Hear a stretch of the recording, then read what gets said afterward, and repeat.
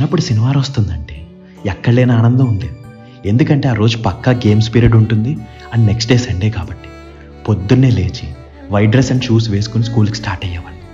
ఆ రోజు మనసంతా ఈవినింగ్ వచ్చే గేమ్స్ పీరియడ్ మీదనే ఉంటుంది.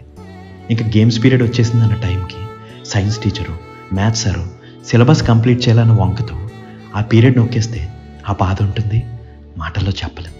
ప్లీజ్ ప్లీజ్ అని బతులాడినా వదలకుండా చెప్పే క్లాసెస్ ఏడుపు వచ్చేసేది.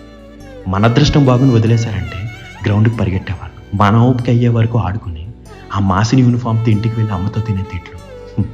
ఇంకింటికి వెళ్ళిపోయి టామ్ అండ్ జెర్రీను, పపాయ్ షోను ఇలా కార్టూన్స్ చూసేసి ఇంటి దగ్గర గ్యాంగ్తో మళ్ళీ ఆటలు స్టార్ట్ చేసేవాళ్ళు. ఇంకా అలా స్ట్రీట్ లైట్స్ వేసే వరకు ఆటలు ఆడేసి ఇంటికి వచ్చేవాళ్ళు. ఇంటికి వచ్చాక వెళ్ళి హోంవర్క్ చేయంటున్నా నెక్స్ట్ డే సండే అన్న ధైర్యంతో అమ్మ మాట వినకుండా వెళ్ళి టీవీ ముందు కూర్చునేవాళ్ళు. ఇంక ఇంట్లో అందరితో కలిసి వసుంధర సీరియల్ చూడటం. And highlight of the day was Teja టీవీలో సాటర్డే మూవీ.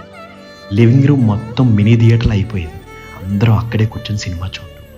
ఎన్ని రోజులైందో కదా అలా చూసి. ఇంకా తర్వాత నానమ్మ చెప్పే కథలు వింటూ పడుకోవడం.